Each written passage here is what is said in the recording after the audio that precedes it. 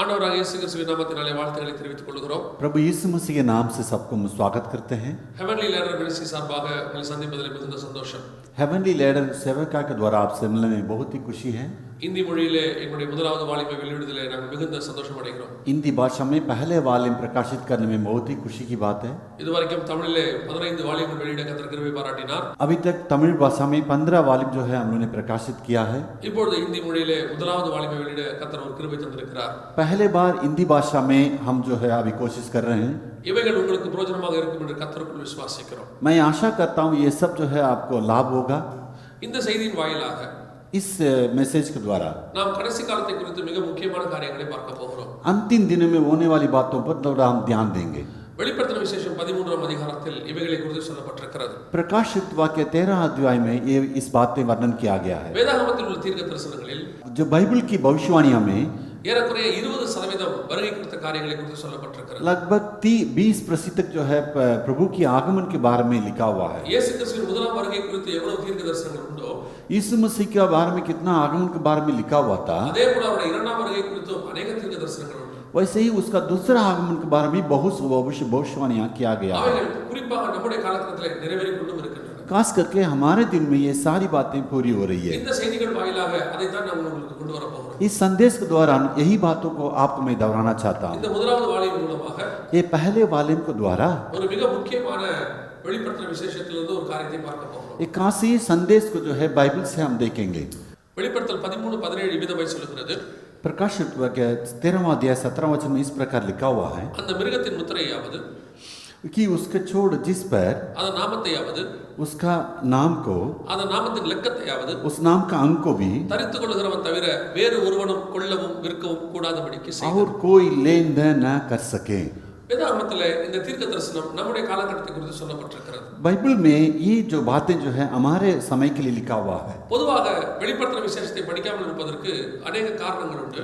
खास करके प्रकाशित वाक्य को इस कारण से कोई नहीं पढ़ते हैं. ஒரு சிலர் அது புரியவில்லை என்கிறார்கள். लोग बोलते हैं ये समझ में नहीं आता. ஒரு சிலர் பயமாய் இருக்கிறது என்கிறார்கள். लोग बोलते हैं इसको पढ़ने में मुझे डर लगता है. ஆனால் ஆண்டவர் அதற்காக அந்த புத்தகத்தை கொடுக்கவில்லை. लेकिन इसके लिए परमेश्वर ने नहीं दिए हैं. அது ஒரு விசேஷமான காரியம் அதில் இருக்கிறது. एक विशेष खास संदेश उसमें पाया जाता குறிப்பாக है. இந்த 17வது வசனத்தில் நாம் வாசித்தோம். खास करके 17वें वचन में हमने पढ़ा ஒரு மிருகத்தின் முத்திரையை उस पशु का जो छाप है அதனுடைய பெயரை उसका नाम को அதனுடைய பெயருக்கு வரக்கூடியதான ஒரு இலக்கத்தை उसका अंक को அதை வைத்துக் கொண்டால் தான் எதையும் வாங்கவும் முடியும் விற்கவும் முடியும் என்று வேதம் சொல்லுகிறது. उस अंक को रखने से ही जो है कुछ लेन देन वो कर सकते हैं. இந்த வசனம் ஏறக்குறைய 1900 வருஷங்களுக்கு முன்பாக வேதாகமத்தில் கொடுக்கப்பட்டிருக்கிறது. 1900 साल के पहले ये वचन जो है पहले दिया गया है. இந்த वசனத்தை புரிந்து கொள்ள வேண்டுமானால் इस वचन को अगर समझना है तो அதில் உள்ளதான மிக முக்கியமான ஒரு வார்த்தைக்கு நமக்கு விளக்கம் தெரிய வேண்டும். वहाँ उस संदेश का खास शब्द को हमें मतलब मालूम होना चाहिए. மிருகத்தின் முத்திரை என்றால் என்ன? वो जानवर का या पशु का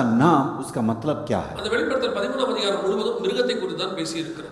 इस प्रकाशित वाक्य पूरा 13वां अध्याय में उस पशु के बारे में वर्णन किया गया है. 13ஆம் அதிகாரம் 1வது வசனத்திலே சமுத்திரத்திலிருந்து ஒரு மிருகம் வருகிறதாக சொல்லப்பட்டிருக்கிறது. यहाँ 13वां अध्याय पहला वचन में दिखा हुआ है और मैंने एक पशु को समुद्र में से निकले हुए देखा. அந்த சமுத்திரத்தில் வரக்கூடிய மிருகம் என்பது எதை குறிக்கிறது என்றால் उस समुद्र से जो आना हुआ पशु को क्या दर्शाता है? தானியேல் புத்தகம் 7ஆம் அதிகாரம் 23வது வசனத்தின்படி दानियेल का पुस्तक 7वां अध्याय 23वां वचन में जैसे लिखा हुआ है அந்த மிருகம் என்பது ஒரு ராஜ்யத்தை குறிக்கிறது. उस पशु का जो है एक राज्य को दर्शाता அந்த है. இடத்துல வேதத்தில் தெளிவாய் சொல்லப்பட்டிருக்கிறது நாலாம் மிருகம் பூமியிலே உண்டாகும் நாலாம் ராஜ்யமாம் என்று கொடுக்கப்பட்டிருக்கிறது. वहाँ साफ साफ लिखा हुआ चौथवा जो पशु है एक चौथवा राज्य के बारे में दर्शाता है. வெளிப்படுத்தின விசேஷத்தில் சொல்லப்பட்டிருக்கிற 13ஆம் அதிகாரம் மிருகம் என்பது ஒரு ராஜ்யத்தை குறிக்கிறது. 13वां अध्याय का जो पशु जो है एक राज्य को दर्शाता है. இது என்ன ராஜ்யம்? ये कौन सा राज्य है? இது எங்கிருந்து எழும்பி வருகிறது? ये कहाँ से आएगा? இது என்ன செய்ய போகிறது? ये क्या करेगा? இது எல்லாவற்றையும் நாம் கர்த்தருக்கு சித்தமானால் அடுத்து வருகிற வேளைகளிலே நாம் பார்க்கலாம். परमेश्वर की अनुग्रह हो हम फिर से उसको विवरण को हम लोग देखेंगे. ஆனால் இன்றைக்கு அந்த மிருகத்தினுடைய ராஜ்யத்தினுடைய முத்திரையை குறித்து நாம் பார்க்க போகிறோம். लेकिन आज उसका मोहर के बारे में हम ध्यान देंगे. அது இல்லாமல் வாங்கவும் விற்கவும் முடியாது என்கிற நிலைமையை குறித்து நாம் பார்க்க उस मोहर के बहर जो है आदमी लेन देन नहीं कर सकता है. நான் மறுபடியும் சொல்லுகிறேன். मैं फिर से कहता हूँ மிருகம் என்பது ஒரு ராஜ்யத்தை குறிக்கிறது. इस पशु का जो है एक राज्य को दर्शाता है. வெளிப்படுத்தல் 13-17 வாசித்து பாருங்கள். प्रकाशित वाक्य का 13वां अध्याय 17वां वचन को आप देखिएगा। மிருகம் என்பதற்கு ராஜ்யம் என்று வைத்து படித்து பாருங்கள். यहाँ वो पशु को जो है राज्य को रख तुलना करके आप पढ़िएगा, நமக்கு மிக முக்கியமான ஒரு இன்ஃபர்மேஷன் கிடைக்கும். ये खास संदेश हमें मालूम हो जाएगा। மிருகம் என்றால் ராஜ்யம், पशु का मतलब राज्य। அப்படியான அந்த வசனத்தை எப்படி படிக்கலாம்? अब तब इस वचन को हम कैसे पढ़ेंगे? அந்த ராஜ்யத்தின் முத்திரையாவது, उस राज्य का मोहर को, அதாவது நம்முடைய பாஷையில் சொல்ல வேண்டும்னா ஒரு அரசாங்கத்தின் முத்திரையாவது, यदि हम उसका साफ साफ बताएंगे, उस सरकार का जो है नाम, அதனுடைய பெயரையாவது, उसका नाम को, அதனுடைய பெயருக்கு வரக்கூடியதான ஒரு இலக்கத்தையாவது, यदि उस सरकार का अंक को இருந்தால்தான் எதையும் வாங்கவும் முடியும் விற்கவும் முடியும் என்று வேதம் சொல்லுகிறது. तब उसी को रखते हुए जो है आदमी ले सकता है, वो लेन देन कर सकता है। வேதம் சொன்ன இந்த தீர்க்க தரிசனம் நம்முடைய காலகட்டத்தில் எப்படி நிறைவேறுகிறது என்பதை பாருங்கள். बाइबल का जो भविष्यवाणियां है हमारा समय में किस प्रकार पूरा हुआ, इसी के बारे में ध्यान देंगे। இப்பொழுது உலகம் முழுவதும் ஒரு அட்டை விநியோகிக்கப்படுகிறது. आज संसार भर में एक जो है कार्ड दिया गया है, அதற்கு ஆங்கிலத்தில் MNIC என்று பெயர். अंग्रेज में उसको MNIC बोलते हैं। அப்படி என்றால் उसका मतलब multi purpose national ID card, அதாவது பல்நோக்கு அடையாள அட்டை என்று அர்த்தம். मल्टीपर्पस उसका वो मतलब है, सारी चीज को उसी में खरीदने वाला एक जो है कार्ड है। அதாவது பலவிதமான காரியங்களுக்கு உபயோகப்படுத்தக்கூடியதான ஒரு அட்டை.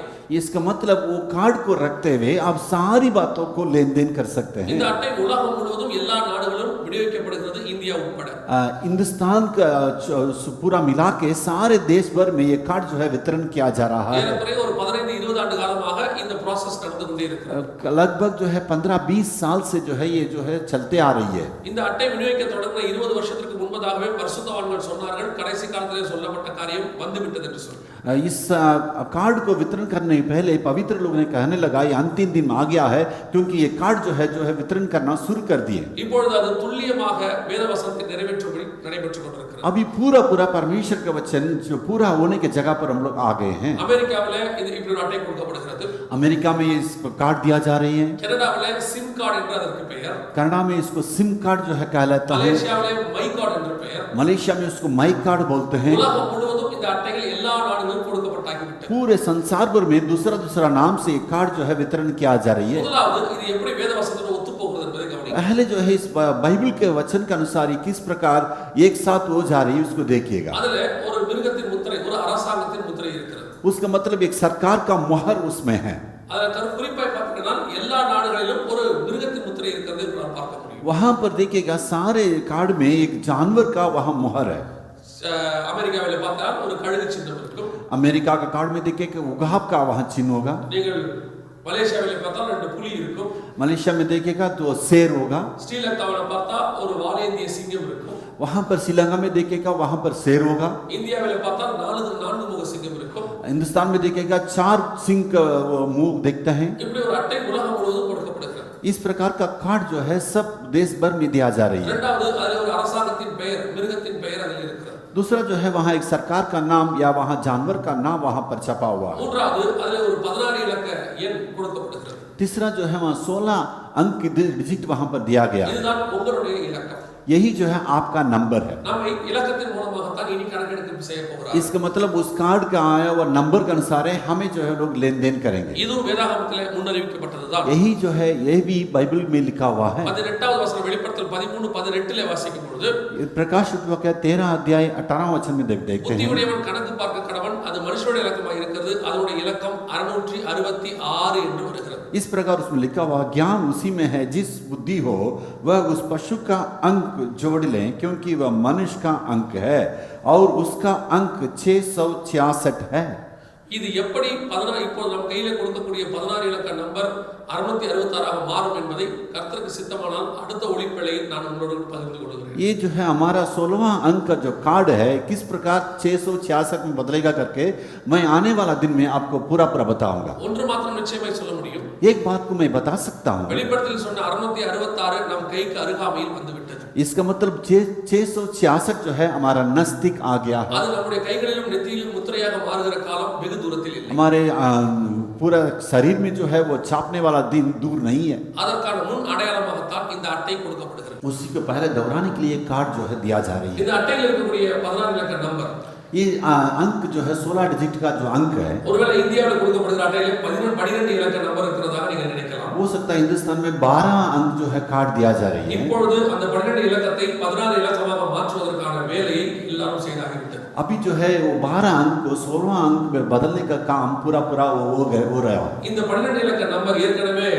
अनेक இடங்களிலே வலைத்தளங்களிலே வெளியாகிவிட்டபடினாலே ये 12 अंक जो है पूरा नेट में जो है लीक होने के चलते, அநேகருடைய ரகசியங்கள் கசிந்து விட்டபடினாலே बहुत लोगों का गुप्त बात जो है बाहर दिखाने के चलते, இப்போ நமக்கு ஒரு 16 இலக்க நம்பரை கொடுக்கிறார். इसलिए 16 डिजिट का नंबर जो है हमें वो दे रहे हैं। நாங்கள் இந்த ஊழியத்தில் ஒரு 5 ஆண்டு காலமாக சொல்லிக் கொண்டிருக்கிறோம். हमारा सेवकाई द्वारा 5 साल से लगातार हम कहते आ रहे हैं, நம்ம எல்லாருக்கும் 16 இலக்க நம்பரை கொண்டு வருவார்கள் என்று சொல்லி. हम सबको जो है 16 अंक का जो कार्ड जो है दिया जाएगा, காரணம் ஏற்கனவே உலக நாடுகள் எல்லாவற்றிலும் இந்த 16 இலக்க நம்பர் கொண்டு வரப்பட்டாகிவிட்டது. क्योंकि पूरे संसार भर में जो है 16 अंक का जो कार्ड जो है वितरण किया गया है। இப்பொழுது மிருகத்தின் முத்திரை, நாமம், இலக்கம் மூன்றும் அந்த அட்டைக்குள் இருக்கிறது.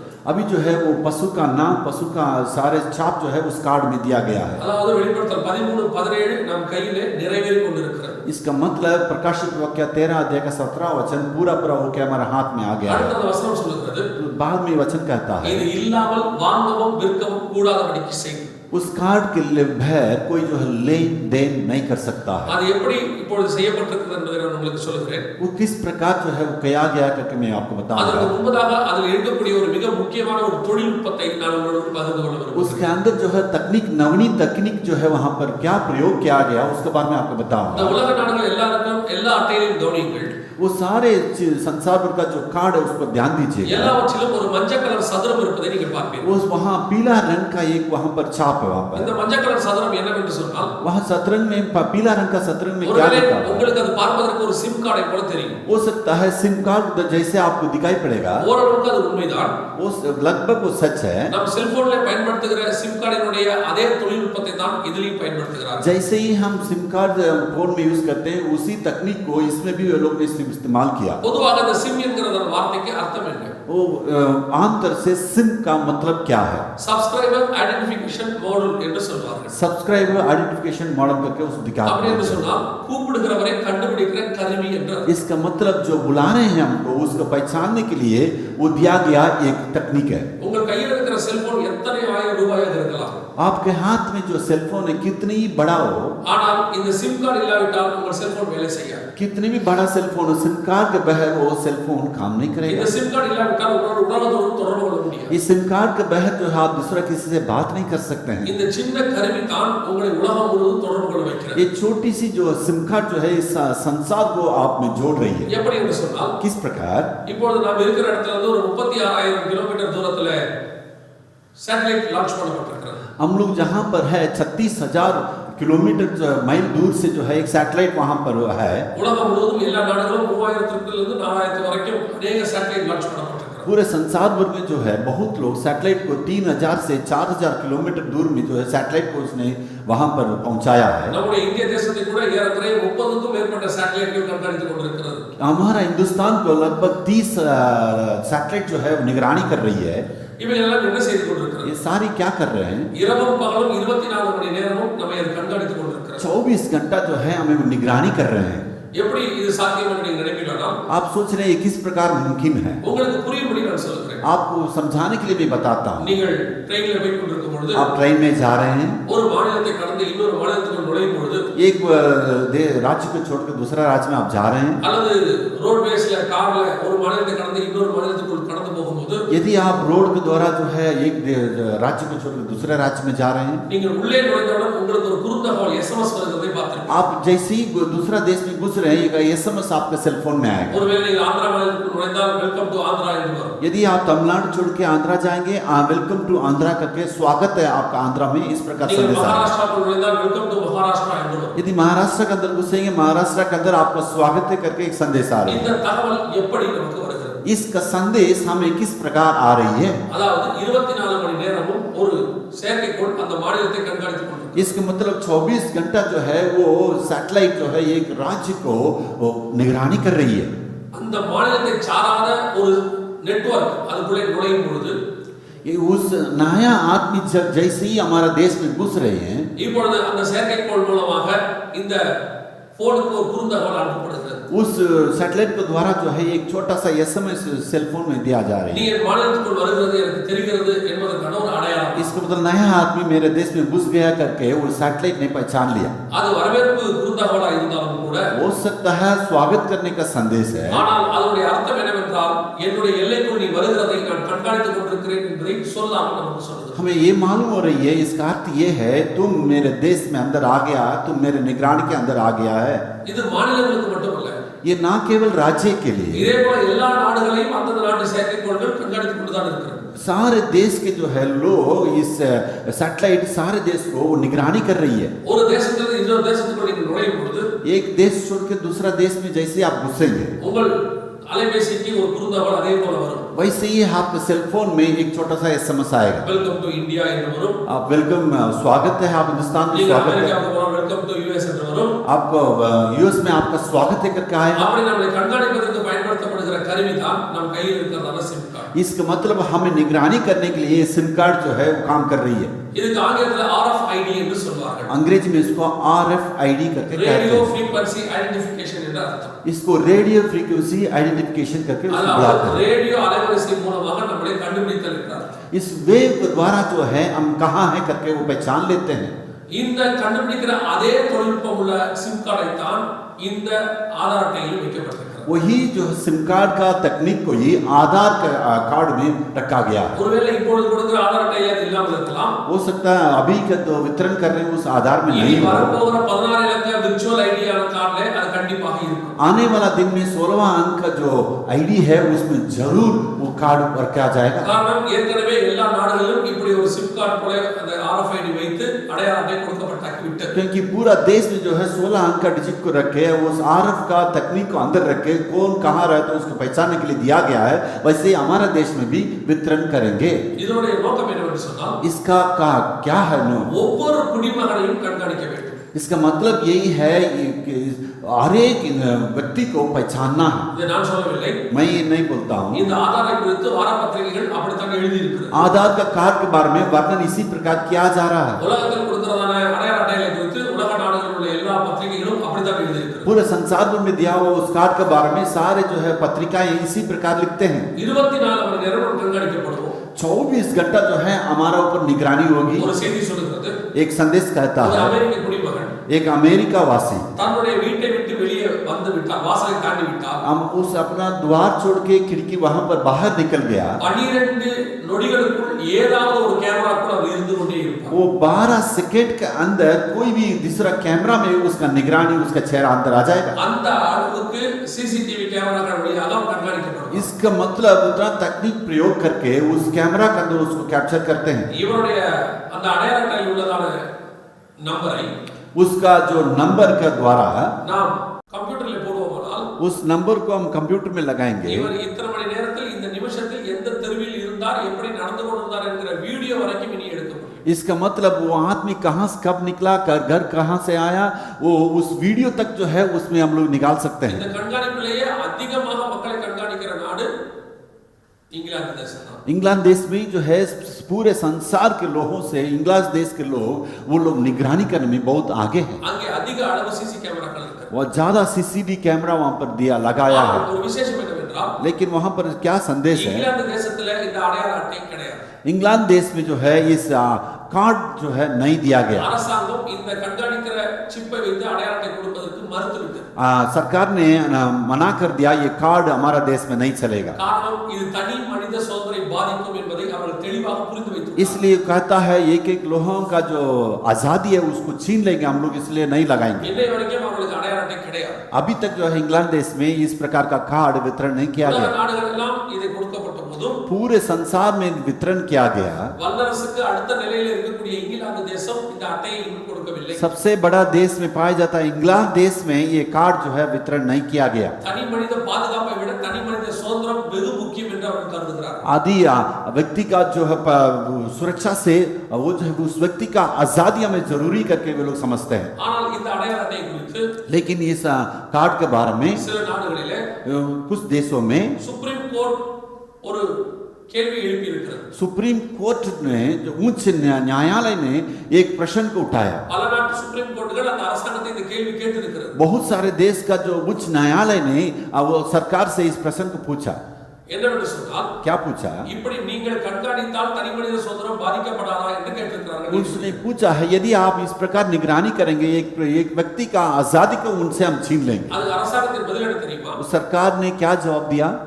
பொதுமக்கள் தங்கள் பாதுகாப்புக்காக தனிமனித சுதந்திரத்தை விட்டுக் கொடுப்பார்கள் என்று அரசாங்கம் பதில் அளித்திருக்கிறது. वो बोल रही है अपना सुरक्षित के लिए अपना आजादी को एक एक व्यक्ति को छोड़ देगा करके वो सरकार ने जवाब दिया. அதுல ஒரு நாடு சொல்கிறது, एक देश कहता है இன்னும் ஒரு படி மேலே போய் और आगे जाके कहता है மக்களை கண்காணிப்பது அரசாங்கத்தினுடைய சுதந்திரம். वो बोल रही है ये लोगों को निगरानी करना सरकार का आजादी है. மக்களுக்கு அவர்கள் மேலே உரிமை இல்லை என்கிற அளவுக்கு அவர்கள் போய்விட்டார். वो बोल रहे हैं जो प्रजा जो है अपने मनमानी से नहीं चल सकते हैं, सरकारी की मनमानी से ही चलना है. இதைத்தான் வேதம் சொல்கிறது. इसी को वचन कहता है கடைசி காலத்துல अंतिम दिनों में அத்தனை பேரும் கண்காணிக்கப்படுவார்கள். सारे लोग निगरानी के अंदर आ जाएंगे. அத்தனை பேரும் ஒரு சர்வாதிகார ஆட்சி கீழே கொண்டு வரப்படுவார்கள். सारे लोग एक व्यक्ति का निगरानी में आ जाएंगे. அந்த சர்வாதிகாரி ஐரோப்பிய தேசத்திலிருந்து உருவாகுவார். उस जो है उस अधिकारी जो है यूरोप देश से वहां निकलेगा. இதை குறித்து நான் ஏற்கனவே சொன்னபடி இன்னொரு ஒலிப்படையிலே யார் என்பதை குறித்து நான் பார்க்கலாம். इसके पहले जो है मैंने बता दिया वो कौन है करके, उसके बारे में आगे भी हम देखेंगे. இப்பொழுது அந்த சர்வாதிகாரி உலகத்தை கட்டுப்படுத்துவதற்கு தேவையான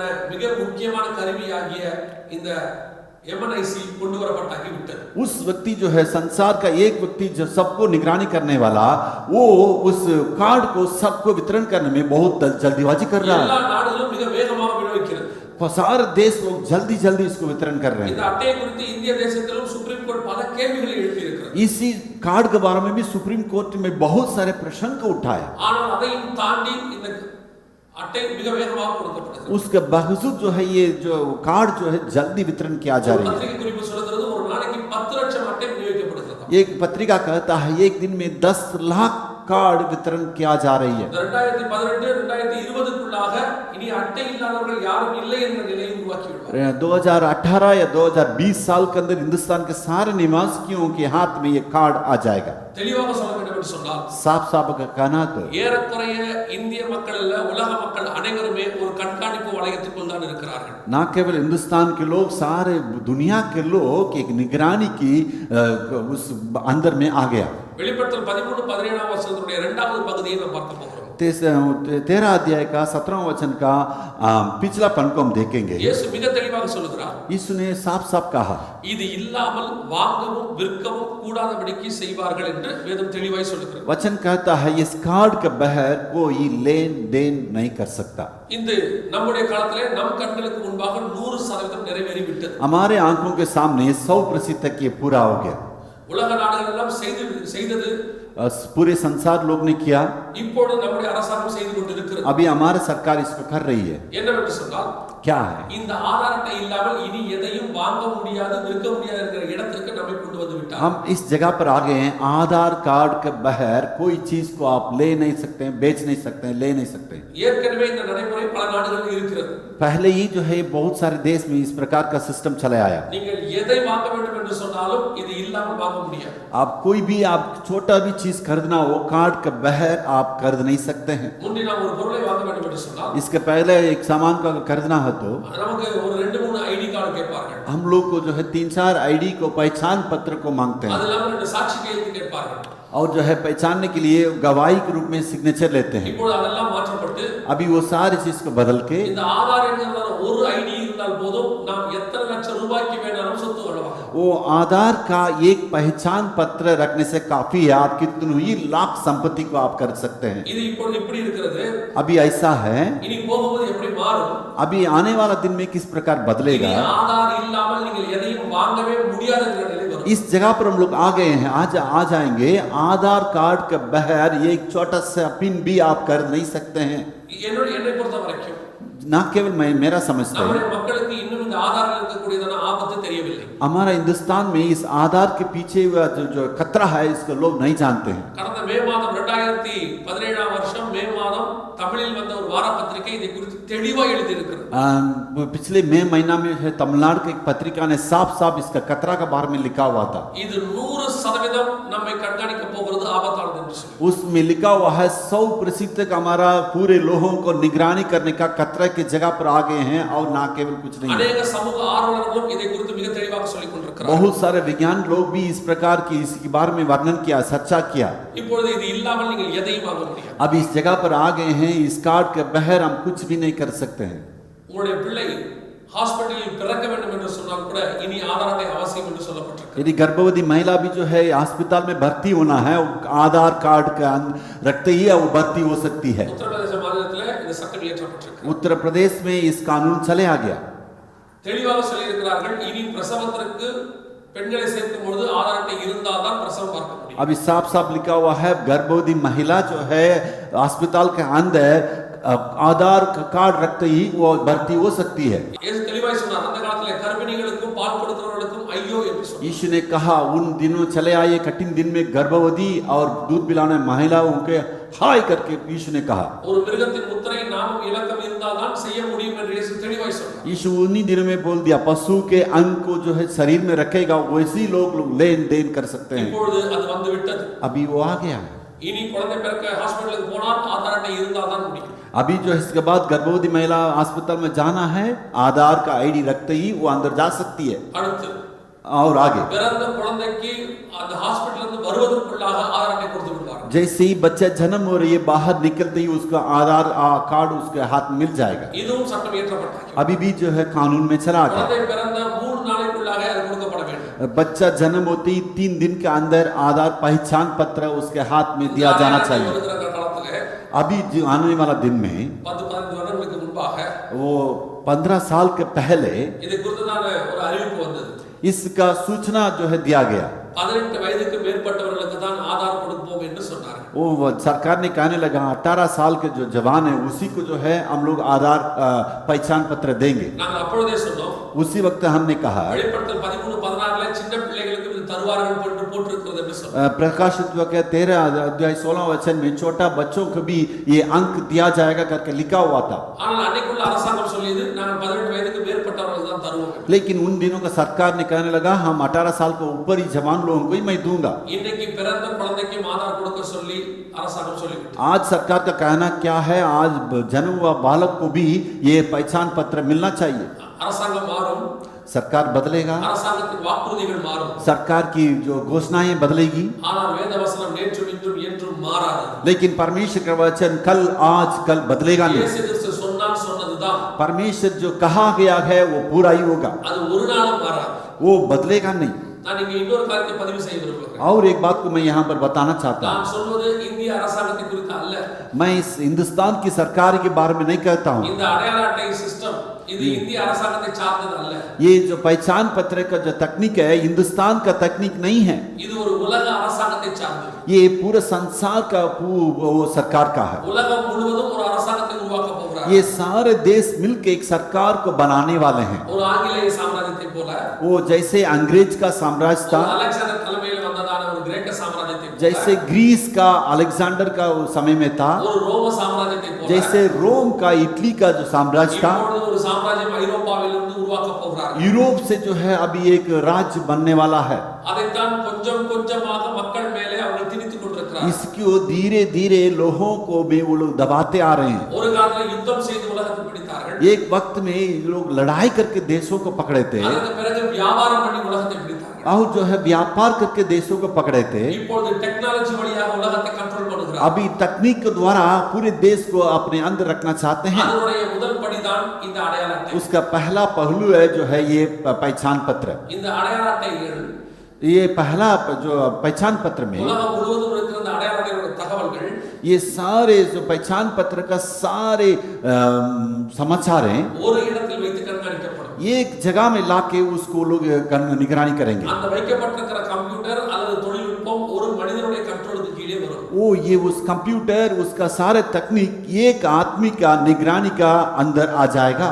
அந்த மனிதன் தான் உலகத்தை ஆள போகிற சர்வாதிகாரியாக। वो जो तकनीक को जो शासन करेगा वो पूरे दुनिया को शासन करने वाला अधिकारी होगा। இது ஒரு ஆச்சரியமான ஒற்றுமை என்னவென்றால், ये पूरा एक अचंभे की बात क्या है, இதே எண்ணம் 1936ல ஜெர்மனியுடைய அதிபர் ஹிட்லருக்கு வந்தது. इसी बात को जो है हिटलर के मन में भी 1933 में आया था। அப்பொழுது இதே போல ஒரு 5 இலக்க நம்பரை அவர் எல்லோருக்கும் கொடுக்க தொடங்கினார். इसी प्रकार 5 अंक का जो पहचान पत्र को हिटलर ने सबको वितरण कराया। அன்னைக்கு உள்ள ஹாலோகாஸ்ட் மிஷன் என்று சொல்லக்கூடியதான அந்த மிஷனிலே அதை அவர் ஏற்ற தொடங்கினார். उन दिनों में हॉलोकास्ट उस मिशन में उसने तकनीक को उसने पूरा किया। அதற்கு பிறகுதான் அவர் யூதர்களை கொலை செய்ய தொடங்கினார். उसी के बाद में यहूदियों को उसने मार डाला। இந்த நம்பர் எதற்கு என்று சொன்னால் वो क्यों नंबर दिया था? யார் ஜெர்மனியர்கள் யார் யூதர்கள் என்பதை பிரித்து காட்டுவதற்காக பயன்படுத்தப்பட்டது. उसने इसलिए दिया था जर्मन के लोग अलग करें, यहूदी लोग अलग करके पहचानने के लिए उस नंबर को हिटलर ने दिया। முதலாவதாக எல்லோர் கையிலிருந்து இன்ஃபர்மேஷன் வாங்கினார்கள். पहले जो है सबके अंदर से उन लोग ने सूचना को लिया। அதற்கு பிறகு அவர் வேறு பிரித்தார்கள். उसके बाद में उन लोग अलग अलग किया। அதே நிலைமைதான் இப்பொழுது நடைபெற்றுக் கொண்டிருக்கிறது. अभी वही बात को अभी भी हो रही है। இப்பொழுது கிறிஸ்தவர்கள் அல்லாதவர்கள், अभी जो मसीह और गैर मसीह, அதாவது தேவனை தேடுகிறவர்கள் தேவனை தேடாதவர்கள், इसका मतलब प्रभु में जो है और प्रभु से दूर है उनको भी। இன்னும் ஒருபடி நான் மேலே சொல்கிறேன். अगर और आगे बढ़कर ஹிட்லருடைய பாஷையில் சொல்ல வேண்டும் अगर என்றால் हिटलर की भाषा में कहेंगे तो நாசி இயக்கத்தை ஏற்றுக்கொண்டவர்கள் நாசி இயக்கத்தை ஏற்றுக்கொள்ளாதவர்கள், और हिटलर का नासी उस सिद्धांत को पाने वाला और उसके विरोध में रहने वाला, उस सिद्धांत में रहने वाला। அதுல கிறிஸ்தவர்கள் இஸ்லாமியர்கள் என்ற பிரிவினை எல்லாம் கிடையாது. इसका मतलब ईसाई और मुसलमान का बातों में नहीं। அவர் ஒரு புது முறையை கொண்டு வந்தார். और वो नया बात सिद्धांत को लाए थे। அதுக்கு ஒரு புது கொள்கை இருந்தது. वो सिद्धांत में नए नए कानून थे। அவர் அந்த கொள்கைக்கு ஒரு சின்னத்தை உருவாக்கினார். उस सिद्धांत के लिए एक चिन्ह को उसने लगाया। யாரெல்லாம் ஏற்றுக்கொண்டார்களோ அவர்கள் உயிரோடு வைக்கப்பட்டார்கள். वो चिन्ह को जो जो लोग ग्रहण किए थे उन लोगों ने उसने जिंदा रखा। அதை யார் ஏற்றுக்கொள்ளவில்லையோ அவர்கள் கொலை செய்யப்பட்டார்கள். जो लोग चिन्ह को नहीं लगाए वो सबको उसने घात किया। அதே போல वैसे ही இப்போ உலகம் முழுவதும் ஒரு கொள்கை கொண்டு வரப்பட போகிறது. पूरे संसार में एक सिद्धांत बनाने वाले हैं। ஒரு கம்யூனிசத்தை போல, एक जैसे कम्युनिज्म का, ஒரு நாசிசத்தை போல, जैसे एक हिटलर का नासिज्म था, ஒரு பாசிசத்தை போல जैसे पारसी के लोग थे। இப்பொழுது ஒரு இயக்கம் கொண்டு வரப்பட போகிறது. अभी एक नया दल चले आ रही है। அது ஒரு புதிய பொருளாதார கொள்கையாக இருக்கும். वो एक नया लेन देन की शासन होगी। ஒரு புது மத ரீதியான கொள்கையாக இருக்கும். वो नया जो है धर्म की जो है सूचना होगी। இது வேதத்தில் இருக்கிறதா என்றால் மிக தெளிவாக இருக்கிறது. बाइबल में इसके बारे में साफ साफ लिखा हुआ है। தானியேல் புத்தகம் 11ஆம் அதிகாரம் 37வது வசனத்திலே சொல்லப்பட்டிருக்கிறது. दानियेल का पुस्तक 13वां अध्याय 37वां वचन में साफ साफ लिखा हुआ है। தங்கள் பிதாக்கள் அறியாத ஒரு தேவனை கொண்டு வருவார்கள் என்று சொல்லப்பட்டிருக்கிறது. एक नए पूर्व जो लोग नहीं मानते नए देवता को वो लोग लाएंगे करके वचन में लिखा हुआ है। அந்த கொள்கையை ஏற்றுக்கொள்ளும்படி மக்களை அவர்கள் நிர்பந்தப்படுத்துவார்கள். वे लोग लोगों को इतना दबाव में लाएंगे उस कानून को अपनाने के लिए। அந்த மதத்தை ஏற்றுக்கொள்ள சொல்லி நிர்பந்தப்படுத்துவார்கள். वे लोग जो है उस धर्म को ग्रहण करने के लिए उसने दबाव डालेंगे। அதற்கு தலைவராக வரக்கூடிய சர்வாதிகாரியை கடவுளாக பூஜிக்கும்படி அவர்கள் உத்தரவு கொடுப்பார்கள். उस धर्म का जो गुरु को वो लोग बोलेंगे यही सबसे बड़ा देवता है, इसको पूजा कर करके दबाव में लाएंगे। அப்படி செய்யாதவர்கள் கொலை செய்யப்படுவார்கள். अब जो लोग उसको पूजा नहीं करेंगे, मानेंगे नहीं, उन लोगों को घात करेंगे। அப்படி செய்கிறவர்களையும் செய்யாதவர்களையும் வேறுபடுத்தி கண்டுபிடிப்பதற்கு தான் இப்பொழுது இந்த அடையாள அட்டை உலகம் முழுவதும் கொடுக்கப்படுகிறது. ऐसे उन लोग जो मानने वाला नहीं मानने वालों को अलग अलग करने के लिए ये पूरा जो है पहचान पत्र पूरे देश में दिया जा रही है। அதற்காக தான் சொன்னேன், இந்த அடையாள அட்டை சிஸ்டம் என்பது இந்திய அரசாங்கமோ அமெரிக்க அரசாங்கத்தோ அல்ல, இது உலக அரசாங்கத்தை சார்ந்தது. इसलिए मैंने कहा ये पहचान पत्र हिंदुस्तान का योजना नहीं है, पूरे संसार का योजना है। उनका अंदर एक शासन को लाए। இதன் மூலமாக யாருக்கு பொருளாதாரம் கொடுக்க வேண்டும் யாருக்கு கொடுக்க கூடாது என்பதை அவர் நிர்ணயிப்பார்கள். वे लोग इसके बारे में आर्थिक सहायता किसको दे सकते हैं नहीं दे सकते करके वे लोग निर्णय करेंगे। யாருக்கு கல்வி கொடுக்க வேண்டும் கல்வி கொடுக்க கூடாது என்பதை நிர்ணயிப்பார்கள். वो किस कौन पढ़ सकता है कौन नहीं पढ़ सकता है इसके द्वारा वो लोग निर्णय लेंगे।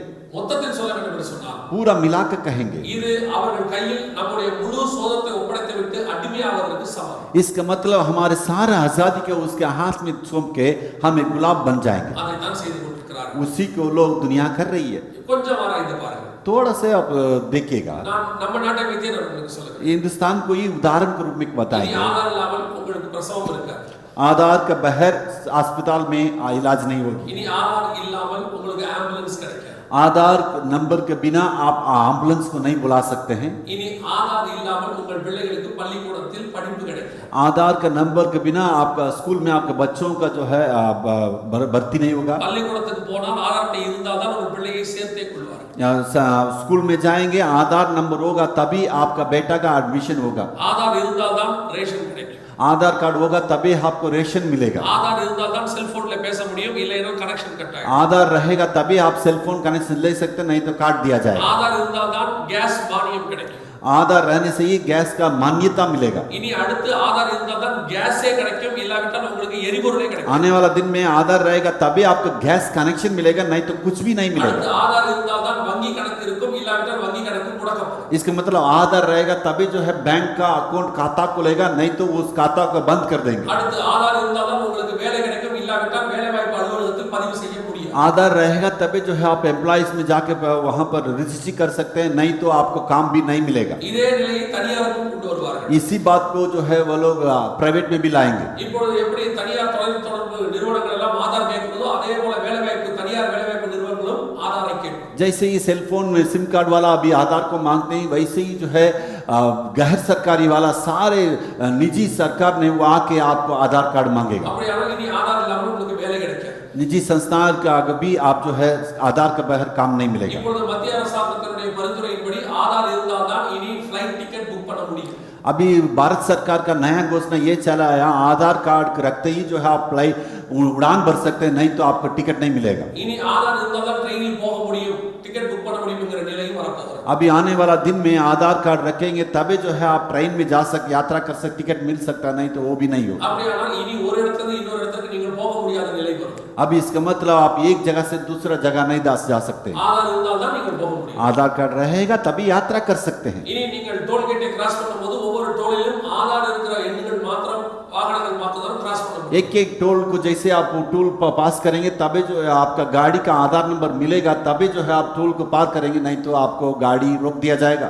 ஆதார் எண் இணைக்காத கார்கள் அல்லது வாகனங்கள் இனி செயல்பாட்டில் இருக்காது। आधार का नंबर जिस गाड़ी में नहीं है वो गाड़ी बंद कर दिया जाएगा। நீங்கள் காரை ரெஜிஸ்டர் பண்ணும்போதே, டூ வீலர் ரெஜிஸ்டர் பண்ணும்போதே ஆதார் எண்ணை கேட்பார்। नया गाड़ी लेंगे तब रजिस्टर करने के समय में जो है आधार कार्ड उसमें जोड़ेंगे। இனி ஆதார் இல்லாமல் பாஸ்போர்ட் கிடைக்காது। आधार कार्ड के बगैर आपका पासपोर्ट नहीं मिलेगा। இப்பொழுது சொல்லுங்கள், अभी बोलिएगा, வேத வசனம் தெளிவாய் நிறைவேறிவிட்டதா இல்லையா? वचन पूरा हुआ है कि नहीं हुआ? மிருகத்தின் முத்திரை, நாமம், இலக்கம், அதாவது அரசாங்கத்தின் முத்திரை, பெயர், நம்பர் இல்லாமல் எதுவும் வாங்க முடியாது, விற்க முடியாது என்று இயேசு சொன்னார்। वो इसने कहा उस पशु का नाम अंक जो नहीं लेगा वो नहीं मिलेगा।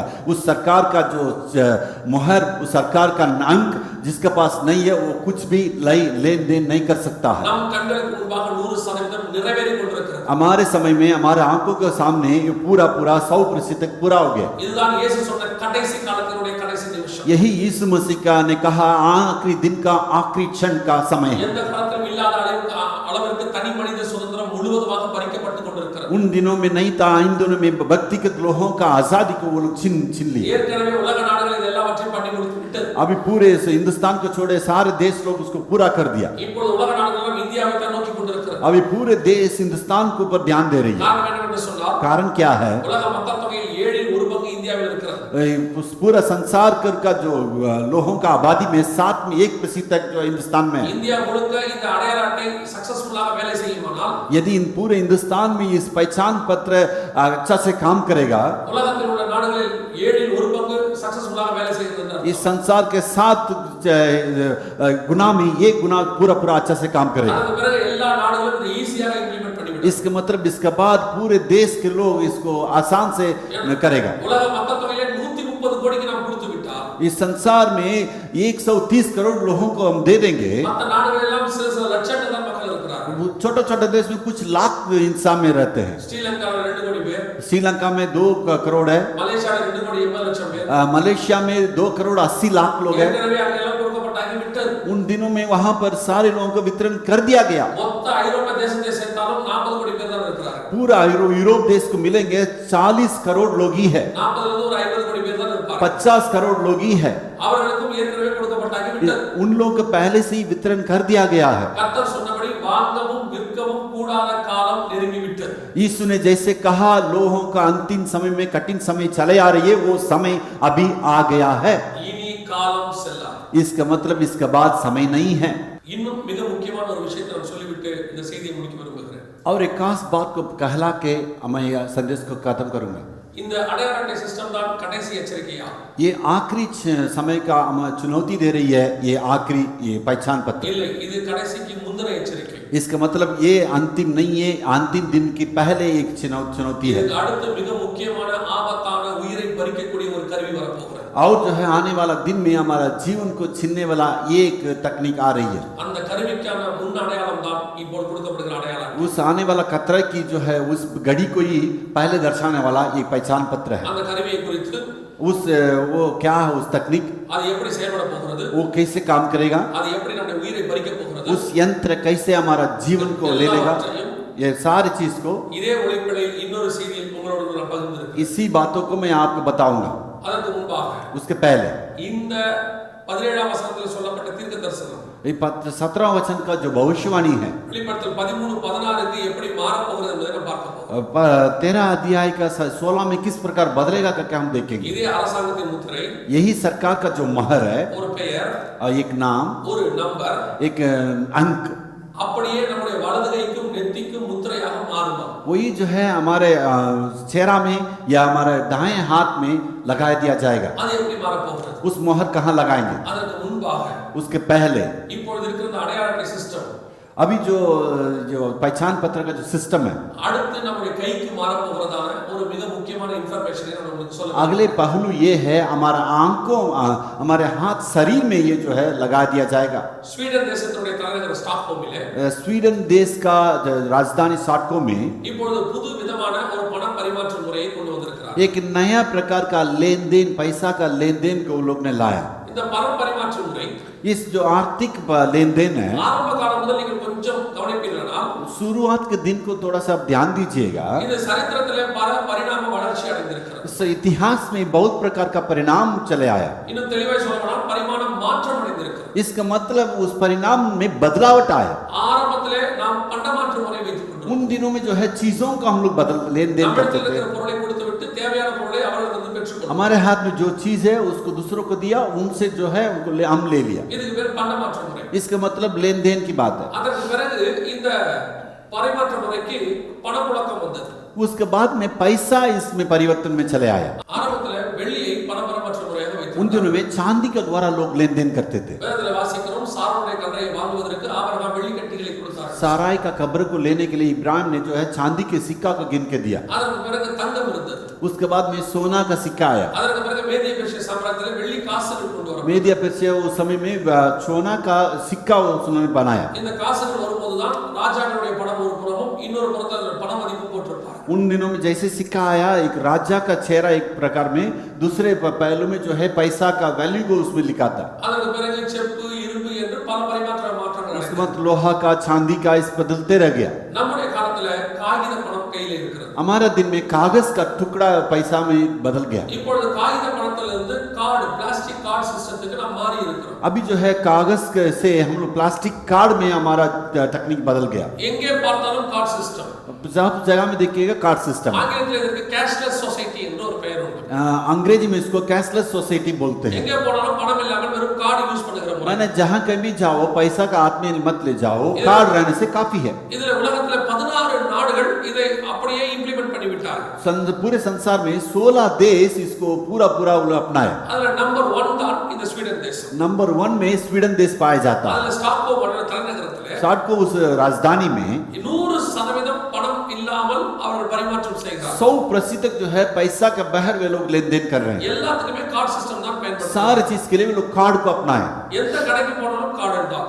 कहीं भी जाओ कार्ड ले जाओ। அங்கே பேப்பர் பணமோ காசுகளோ கிடையாது. वहां पर पेपर का जो छापा हुआ पैसा या सिक्का वहां कुछ भी नहीं है। ஒரு ட்ரெயின்ல போனாலும் பஸ்ல போனாலும் டிக்கெட் கூட அவர்கள் கார்டு கொடுத்து தான் வாங்குவாங்க. ट्रेन में, बस में जाओ, टिकट भी जो है आपका कार्ड के द्वारा ही मिल जाएगा। இப்போ அந்த சிஸ்டம் தான் நம் நாட்டுக்குள்ளே நுழைந்திருக்கிறது. उसी सिस्टम जो है हमारे देश में चले आए। இந்த கேஷ்லெஸ் சொசைட்டி, वो कैश का बिना एक काम करना, இதிலே அவர்களுக்கு பலவிதமான லாபங்கள் இருக்கிறது. उनमें बहुत उन लोग सरकार को बहुत लाभ है। ஒரு பேப்பர் நோட் என்பது ஒரு 10 வருஷத்துக்கு 20 வருஷத்துக்கு வரும் என்று சொன்னால், वो एक कागज का जो है 10 साल या 20 साल का उसका लाइफ है। இந்த கார்டு சிஸ்டத்துல பாருங்கள் 20 வருஷம் 30 வருஷம் எக்ஸ்பைரி போட்டுருப்பாங்க. इसका मतलब कार्ड में देखिएगा 20 साल का या 30 साल तक इसका एक्सपायरी है। நீங்க நன்றாக கவனிப்பீர்கள் என்று சொன்னால் आप ध्यान दीजिएगा, ஒரு 100 ரூபாயை 10 பேருக்கு நான் மாத்தி கொண்டே வந்தாலும் அதுக்கு எந்த விதமான டாக்ஸும் இருக்காது. अगर इस 100 लोगों को देंगे 100 रुपया को, उसमें कोई टैक्स नहीं है। ஆனால் ஒவ்வொரு முறை நீங்கள் கார்டு ஸ்வைப் பண்ணும்போது 2% டாக்ஸ் அங்கே வாங்கப்படும். लेकिन ये कभी एक बार जब वो कार्ड को देख के पैसा दे रहे हैं 2% तक का जो कर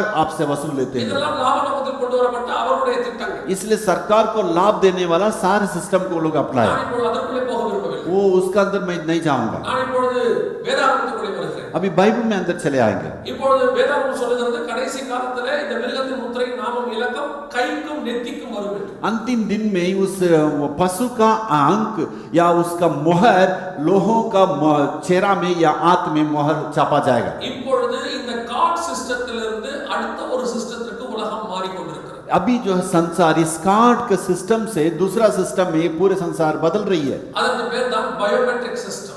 उसी का नाम है बायोमेट्रिक सिस्टम। அதாவது இந்த கார்டு தொலைந்து போக வாய்ப்பு இருக்கிறது. ये मतलब ये कार्ड जो है कहीं भी खो सकता है। இந்த கார்டு திருடு போவதற்கு வாய்ப்பு இருக்கு. ये कार्ड जो है चोरी भी हो सकता है। ஒருவேளை இந்த கார்டில் உங்களுக்கு ஒரு பின் நம்பர் இருக்கிறது, அதை நீங்க மறக்கிறதுக்கு வாய்ப்பு இருக்கு. इस कार्ड का जो उसका पिन नंबर का आप भूल सकते हैं। எனவே இதையெல்லாம் தவிர்ப்பதற்கு ये सारी चीज को बदलने के लिए இந்த கார்டு நாமும் தனித்தனியா இருக்கிறதுனால தான் இதெல்லாம் நடக்குது. वो बोल रहे हैं कार्ड अलग है, आदमी अलग है, इसलिए तो इतना दिक्कत है। இந்த கார்டு நம்மளும் ஒண்ணா இருந்தோம்னா அப்படி நடக்காது.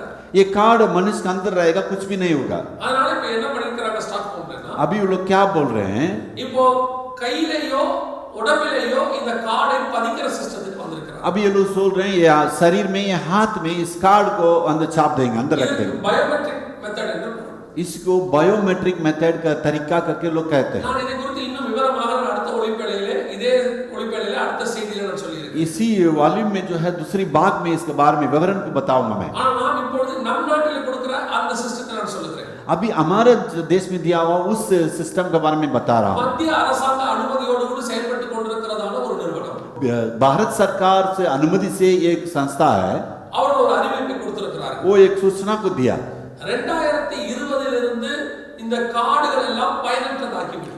2020 के बाद ये सारे कार्ड जो है नाकाम हो जाएगा। குறிப்பாக ATM card, debit card, credit கார்டுகள் எல்லாம் பயனற்றதாகிவிடும். खास करके एटीएम कार्ड, डेबिट कार्ड, ये सारे कार्ड जो है काम नहीं आएगा। அதற்கு பதிலாக வேறொரு தொழில்நுட்பம் வரும் என்று அறிவித்திருக்கிறார்கள். उसके बदले में एक नए तकनीक को हम लोग घोषणा करेंगे करके उसने घोषणा किया। அதற்கு வேறொரு சிஸ்டம், वो उसका मतलब दूसरा सिस्टम क्या है, அதற்கு பேர் தான் மைக்ரோ ஏடிஎம் என்று பொருள். उसको बोलते हैं माइक्रो एटीएम। இப்பொழுது மைக்ரோ ஏடிஎம் புழக்கத்திற்கு வந்திருக்கிறது. अभी माइक्रो एटीएम भी अभी चले आ गया। இப்பொழுது இந்தியா முழுக்க இது வந்திருக்கிறது. अभी पूरे हिंदुस्तान में माइक्रो एटीएम है। இந்த மைக்ரோ ஏடிஎம் சிஸ்டம் என்றால் என்ன? माइक्रो एटीएम का सिस्टम का मतलब क्या है, நீங்கள் கார்டை கொண்டு போக வேண்டிய அவசியம் இல்லை. अभी कार्ड को ले जाने की आवश्यकता नहीं है। நன்றாக கவனியுங்கள். ध्यान दीजिएगा, எல்லாவற்றுக்கும் இனி உங்கள் கை விரலை தான் பயன்படுத்த போகிறீர்கள். सारे चीज में आप अंगूठा को काफी है। இனி உங்களுடைய ஏடிஎம் கார்டு, டெபிட் கார்டு பிரயோஜனமற்றது ஆகிவிடும். अभी आपका एटीएम कार्ड, डेबिट कार्ड आपको काम नहीं आएगा। அதற்கு பதிலாக உங்கள் வலது கையோ அல்லது இடது கை பெருவிரலை தான் கேட்க போகிறார். अब इसके बदले में आपका अंगूठी का जो छाप है उसी को मांगेगी। உங்களுடைய வலது கை பெருவிரலை வைத்து यदि आपका दाएं हाथ का अंगूठी छाप रखे, உங்களுடைய ஆதார் நம்பர் தான் இனி அதற்கு பின் நம்பராக இருக்கும். आधार नंबर जो है वो पिन नंबर आएगा। எங்கே வந்து இணைகிறது கவனியுங்கள். अभी कहाँ जाकर मिल रही है देखिएगा, மிருகத்தின் முத்திரையும் वहाँ उस जानवर का मोहर, அரசாங்கத்தின் முத்திரையும், इसका मतलब जो सरकार का मोहर, அரசாங்கம் கொடுத்த 16 இலக்க நம்பரும், वो सरकार का 16वां जो नंबर है உங்கள் வலது கையும் இணைகிறது. वो आपका दाएं हाथ अभी मिल रही है। இயேசு சொன்ன தீர்க்க தரிசனம் துல்லியமாய் நிறைவேறுகிற காலகட்டம் வந்துவிட்டது. यीशु मसीह का जो भविष्यवाणी है पूरा पूरा होने का समय अभी चले आ गया है। உங்கள் வலது கையிலே 16 இலக்க நம்பரை கொண்டு வந்து நுழைக்க பார்க்கிறார்கள். अभी जो है आपका दाएं हाथ में वो 16 अंक का वहां पर लगाने के लिए वो कोशिश कर रहे हैं। அதுக்கு முந்தின சிஸ்டம் தான் இந்த மைக்ரோ ஏடிஎம் சிஸ்டம். उसी का पहला सिस्टम है माइक्रो एटीएम, उसका पहला पहलू है। இப்பொழுது உங்களுடைய वலது கையை வைத்து अभी आपके दाएं हाथ को रखे, அதிலே இந்த 14 இலக்க நம்பரை நீங்கள் பின் நம்பராக போடும் பொழுது यदि आपका 16वां जो नंबर है उसको पिन नंबर के रूप में इस्तेमाल करेंगे, இனி நீங்கள் எதையும் வாங்க முடியும், விற்க முடியும். அதாவது ஏடிஎம் இலிருந்து பணம் எடுக்க முடியும், போட முடியும். अभी एटीएम में पैसा लगा सकते हैं, उसमें निकाल सकते हैं। இனிமேல் ஏடிஎம் மிஷின் இருக்காது. इसके बाद एटीएम मशीन नहीं रहेगा। அந்த ஏடிஎம் மிஷின் மெயின்டனன்ஸ்க்கு பதிலாக एटीएम मशीन के बदले में இனி சின்ன சின்ன கடைகளிலும் டிஜிட்டல் இந்தியா என்கிறதான பெயரில் இந்த சிஸ்டத்தை கொண்டு வர போகிறார். अभी छोटा छोटा दुकानों में भी डिजिटल इंडिया नाम से उस सिस्टम को वो लोग लॉन्च कर रहे हैं. நீங்க கொண்டு போய் வலது கையை வைப்பீர்கள். यदि आप दाएं हाथ को रखेंगे, ஆதார் நம்பரை கொடுப்பீர்கள். आधार नंबर को रखेंगे, அப்பொழுது உங்களுக்கு பணம் கிடைக்கும். तब आपको पैसा मिलेगा. வலது கையை வைப்பீர்கள். तो बाएं हाथ को रखेंगे, ஆதார் நம்பரை போடுவீர்கள். आधार नंबर लगाएंगे, அப்பொழுது பால் கிடைக்கும். अब तब दूध मिलेगा. அந்த சிஸ்டம் கொண்டு வந்துட்டாங்க. अभी वो भी चला आ गया. இதன் மூலமாக பொருட்களை வாங்குற சிஸ்டத்தை கொண்டு வந்திருக்காங்க. अभी उसको लेन देन के रूप में चले आ गया. वो சமீபத்திலே தொலைக்காட்சியில வந்ததான ஒரு விளம்பரம். हाल में एक विज्ञापन आया टीवी में. அந்த விளம்பரத்துல விவிதமாய் சொல்லுகிறார். उस विज्ञापन में इस प्रकार कहते हैं, 2000 ரூபாய் நோட்டு இருக்கிறது, வைத்துக் கொண்டு ஒரு 1/2 லிட்டர் பால் கொடுங்க என்று கேட்கிறார். वो बोलते हैं मेरे हाथ में 2000 रुपया पैसे है, उसको एक दूध दीजिए. அந்த கடைக்காரர் சொல்றார், दुकान वाला कहता है இடத்துல பணத்திற்கான சில்லறை இல்லை. मेरे पास खुदरा नहीं है. உடனே அவர் கேட்கிறார், வேற என்ன வேண்டும், செக் வேண்டுமா என்று கேட்கிறார். वो बोल रहे हैं चेक चाहिए, पूछ रहे हैं. கடைக்காரர் சொல்றார் வேண்டாம். दुकान वाला बोल रहा नहीं चाहिए. அடுத்தவர் சொல்றார், உனக்கு என்ன வேண்டும், டெபிட் கார்டு கிரெடிட் கார்டு எது வேண்டும்? वो बोल रहा है डेबिट कार्ड चाहिए, वो क्रेडिट कार्ड चाहिए. அவர் சொல்றார், இது எதுவும் பயன்படாது. वो बोल रहा मुझे कुछ भी नहीं चाहिए. கடைசியா அந்த மனுஷன் சொல்றார், आखिरी में कहता है, ஒரு வாட்சை வைத்துக் கொண்டாவது ஒரு 1/2 லிட்டர் என் பிள்ளைக்கு பால் கொடு என்று वो கேட்கிறார். बोलता है मेरा वॉच को रख के कम से कम आधा लीटर दूध दे दो. அப்பொழுது கடைக்காரர் சொல்றார், दुकान वाला कहता है அதுக்கும் என்னால் கொடுக்க முடியாது. उसके लिए भी मैं नहीं दे सकता हूँ. அப்பொழுது இந்த மனுஷன் அவரை ஆச்சரியமா கேட்கிறார், तो आश्चर्य से पूछ रहा है, வேற என்னதான் வேண்டும்? आपको क्या चाहिए बोलिए. அப்பொழுது கடைக்காரர் சொல்றார், दुकान वाला कहता है உன் வலது கை பெருவிரல் தான் எனக்கு வேண்டும். तुम्हारा हाथ बाएं हाथ का उंगली जो है वो चाहिए. உன் வலது கை பெருவிரலை வை, तुम्हारा बाएं हाथ का उंगली को रखो, ஆதார் நம்பரை சொல்லு, आधार नंबर को बताओ, இப்பொழுது பொருளை வாங்கி கொண்டு போ என்று சொல்றார். अभी लेके जाओ, सामान लेके जाओ. இப்பொழுது அது ஒரு புதிய தொழில்நுட்பம் போல வருகிறது. एक नया तकनीक के रूप में वो चले आ रही है. மக்களுக்கு எளிதாக பொருள் வாங்குற முறை போல வருகிறது. वो लोगों को आसान से खरीदने की जगह पर आ गया है. மக்கள் இனி பணத்தை கேரி பண்ண வேண்டிய ஒரு பாதுகாப்பு முறை போல வருகிறது. जो है पैसा को लेने के जाने की जरूरत नहीं है, एक सुरक्षित सिस्टम चले आ रही है. ஆனால் இதற்கு பின்னால் தான் மிகப்பெரிய ஆபத்து வரப்போகிறது. लेकिन इस सुरक्षा के पीछे बहुत बड़ा खतरा चले आ रही है. கர்த்தர் சொன்ன கைக்கும் நெத்திக்கும் முத்திரை வரத் தொடங்கி விட்டது. जैसे यीशु ने कहा वो मगर को चेहरा में या बाएं हाथ में लगाने का समय में चले आ गए हैं हम लोग. இப்பொழுது வலது கைக்கும் நெத்திக்கும் ஒரு நம்பர் வருகிற காலகட்டம் வந்துவிட்டது. अभी जो है शरीर में नंबर छापने की जगह पर हम लोग आ गए हैं. இனி காலம் செல்லாது. अभी समय नहीं है. இயேசு கிறிஸ்து சொன்ன வெளிப்படுத்தல் 13 16 100% நம் காலத்துல நிறைவேற தொடங்கி விட்டது. यीशु मसीह जो 13 अध्याय में 16 वचन में जैसे लिखा वो 100% तक हमारा समय में वो पूरा हो गया है. திருச்சபையே, नए कलिसिया के लोगों, விசுவாசியே, मेरे विश्वासियों, நன்றாய் கவனித்துக்கொள். थोड़ा सा ध्यान देना. நீ இருப்பது கடைசி காலத்தினுடைய கடைசி நிமிஷத்தில் இருந்து तुम கொண்டிருக்கிறாய். आखिरी समय में आखिरी घड़ी में तुम खड़े हो.